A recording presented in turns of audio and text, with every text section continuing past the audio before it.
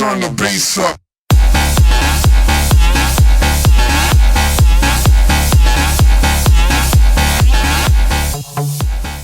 Hello everyone, welcome to Sound Design episode 18.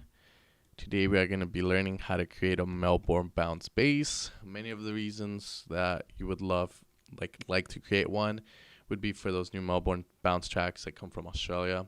But also the thing is that with the Melbourne bounce bass, you have the bass on the offbeat. So what happens is that you usually have your kick, the bass interfering with each other. But when you have the bass on the offbeat, the bass and the kick aren't going to be present at the same time. So what happens is that you can compress your kick really well.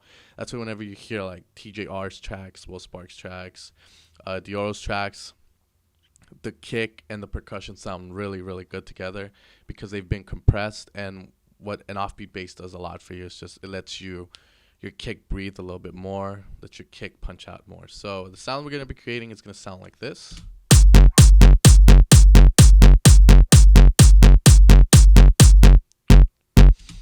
And we're going to be using Silent 1 to create it. So if you like that sound, make sure to stick around. If not, you can check some of my other videos out. I'm sure you'll find some sounds you love. As always, like my Facebook page, make sure to subscribe to my YouTube account. And I put all the presets up on my Facebook page in the Downloads tab. So if you guys can't get the sound exactly the same, no worries. Just make sure you pay attention throughout the tutorial so we can learn how to create them and what each knob does. Okay, so here we are in this length interface. And straight off the bat, I'm going to tell you, this is one of the simplest basses you can make. What's going to consist is we're going to be using 2 saw waves, each using 8 voices. One of them is going to be 4 voices. We're going to leave the retrig on. A lot of people always ask me what the retrig does. And all the retrig does is it makes sure that all the waves like start at the same point. So if I were to take the retrig off right now and I would play that bass, it's going to sound all over the place. Like it's going to be a lot of stereo. So the maybe Oscillator A1 saw wave is going to start a little bit later than the Oscillator B1 wave. So check it out. And now with the retrig on, with it off. So what happens, I'm sure many of you, if you're using headphones, you're going to hear that the saw waves went to the sides of the headphones, so to the sides of the stereo field instead of being in the dead center. So generally when you're making basses, you always leave the retrig on because you always want your bass to be in the center, not at the sides. The sides usually is occupied by like the hi-hats, pads, and so forth. And like I always state in my videos, if you want to get a good mix down, if you want your tracks to sound like the pros, pretty much you got to give everything its space. Okay, so let's get started. So here we have Oscillator A1. We're going to be lowering that down by 2 octaves. So this is going to be where most of the low end of the sound is going to come from. So what we are going to be doing is we're going to be lowering the volume on this. And the reason for that is because, as I've stated, usually lower frequencies can be heard easier at lower volumes than the higher ones. You can hear higher frequencies a lot easier when the volume's lower than the lower ones. Okay, so here we have volume, and it's going to be set at 6.05. So all that's going to control is the volume of this oscillator here, which is going to be a saw wave. Lower that down 2 octaves. No phasing, no detuning. Stereo is going to be set all the way up, so we're going to be utilizing the whole stereo field, and we're not going to pan it at all, so it's going to be dead in the center. Okay, so make sure that's at 0. Okay. Next thing we're going to do is we're going to be putting the saw wave to 8 voices. So we're going to use the max capacity. And all that voices is that it's releasing 8 saw waves. That's pretty much all it's going to mean. Usually when a bass, you try to keep it in an odd number.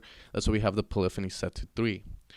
Now we're going to go into the amp envelope A. Now what the amp envelope A is where your sound's going to come out from.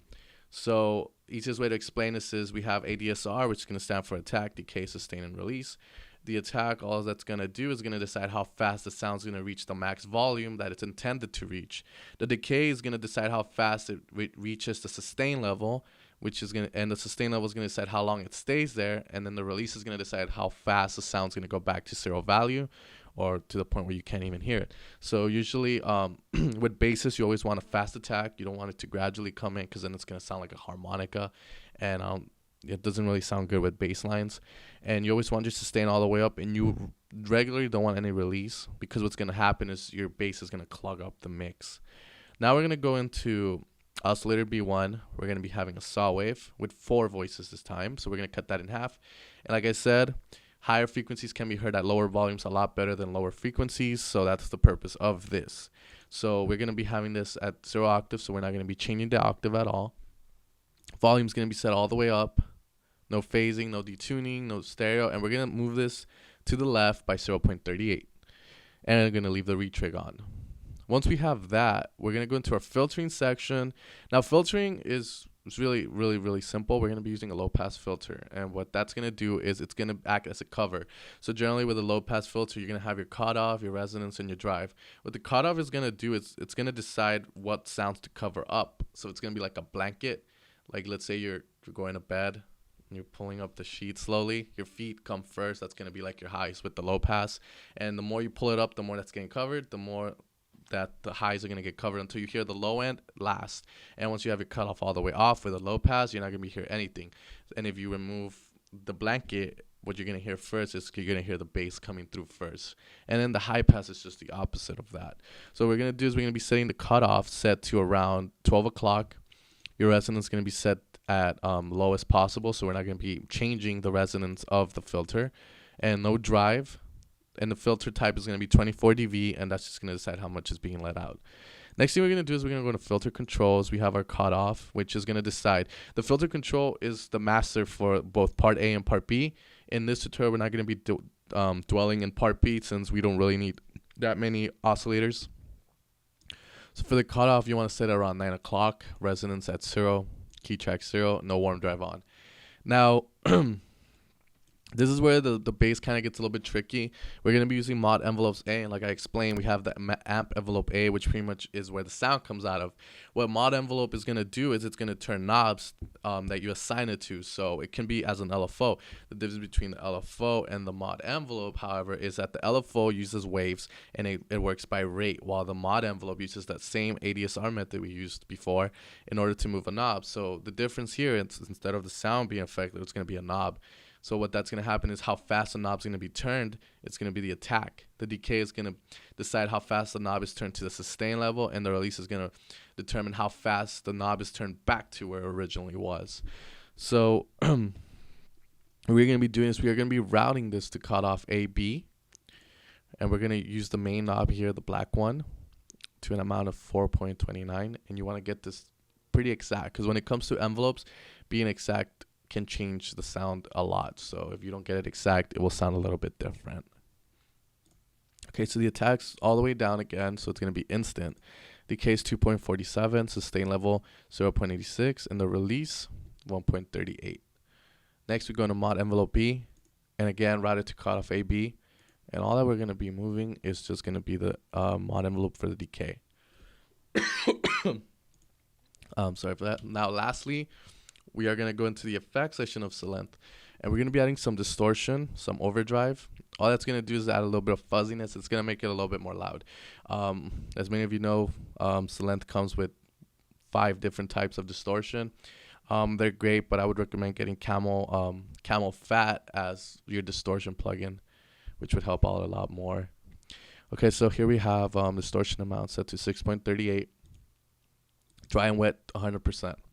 Next, we go into the EQing section. Now, the reason that I'm doing EQing through Silent is just for the reason that I want these presets to kind of, when you guys download them, they're ready to go straight out of Silent 1.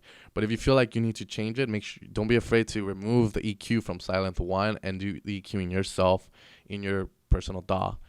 Okay, so for the EQ, what we're gonna do is we're gonna be using a 2-pole type of EQ. The EQ base is going to be set to 6.50 decibels. Our frequency set to 142.30 hertz. EQ treble 9.14 dB. And EQ treble frequency 3064.34. And then we're going to add a little bit of compression. So we can turn that on. Comp ratio, pretty much what it means is that for every value of 3.88 going into the compressor, a value of 1 is going to come out. Next, we have our compression threshold, negative 15.00 dB. The attack, how fast the compressor is going to work, 15.10 milliseconds. And then the compressor release, how fast the compressor is going to release the sound, 150.70 milliseconds. Last thing you want to do is you want to go into your mixer, where you mix A and B. Pretty much you put the volume all the way down from mix B, since we're not using that side. We're going to put the volume from mix A all the way up, and we're going to put the master volume all the way up as well. Okay, so once we have all those sounds, you should be getting the desired result, which is going to sound like this. Just remember that a bass is only as good as the kick, so you got to make sure that your kick and the bass go well together, because I see that a lot of producers that start out, they think that they can just get any old kick and just put it with any type of bass, and that's not the way it works. What happens is that usually we have short kicks, long kicks, kicks with super high end, kicks with no high end at all, and then you want to choose a bass that's going to complement that kick. So if you're going to have a big kick with a huge release, technically you want a bass that isn't going to be as sustainable. So it's going to be a really fast bass, like a.